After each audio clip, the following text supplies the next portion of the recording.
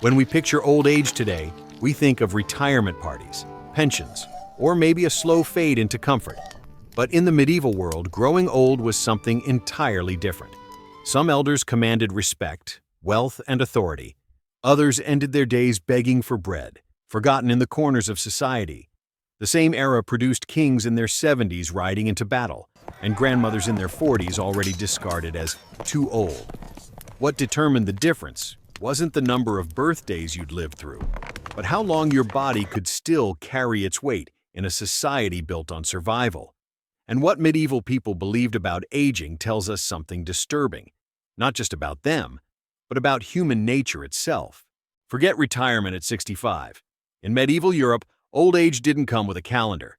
It came with your body. If a blacksmith could still swing a hammer at 55, he wasn't old. If a farmer at 40 couldn't keep a plow straight, he was considered finished.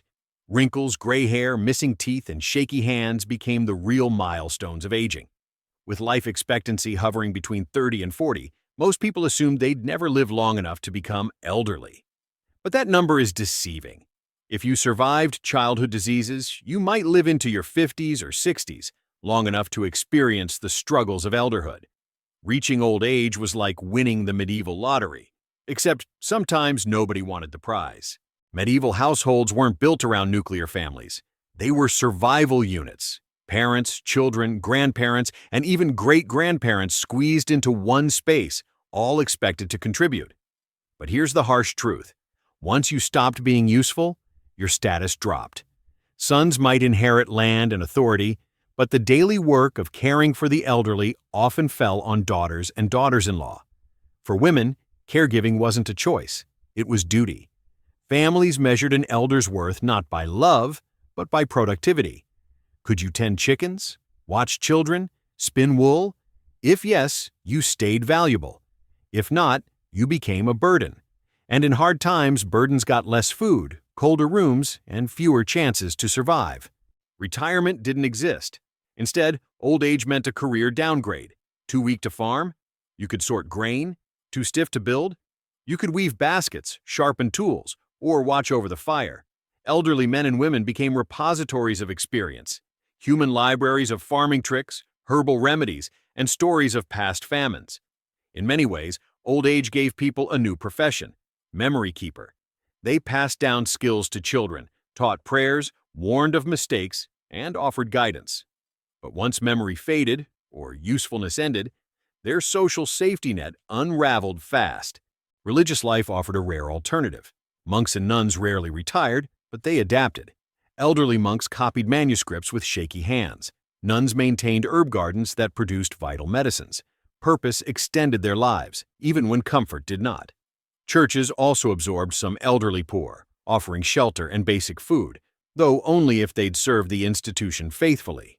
For others, aging outside of wealth or the church was a slow slide toward neglect. Medieval old age came in two versions: luxury and survival. Wealthy nobles enjoyed warm homes, servants, and heirs competing for their favor. Their twilight years looked almost royal. Poor peasants, meanwhile, faced cold nights, hunger, and sometimes outright abandonment when families couldn't spare food.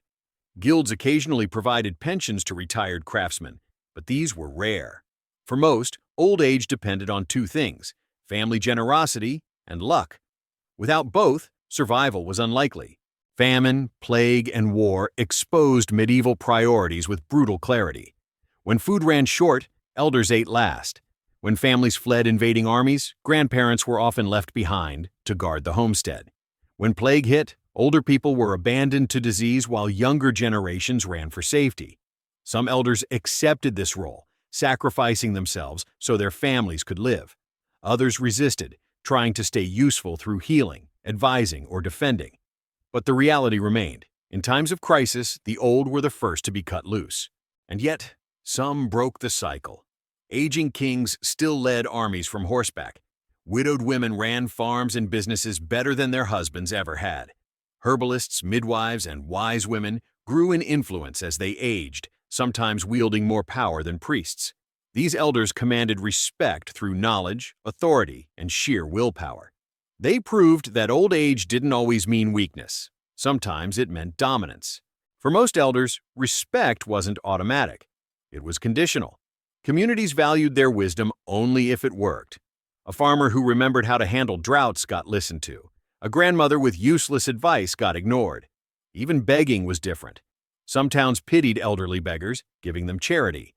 Others scorned them more than the young, blaming them for failing to prepare for old age.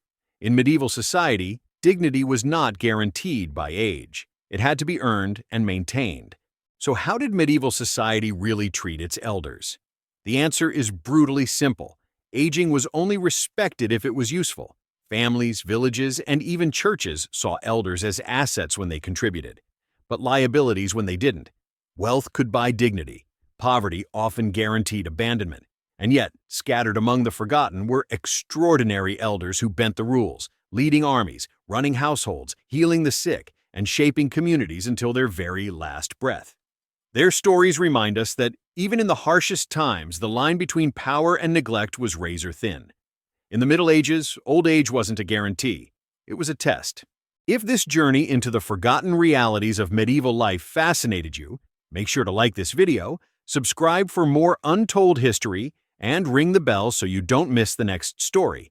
And in the comments, tell me this: would you have survived as an elder in the Middle Ages? Or would society have cast you aside?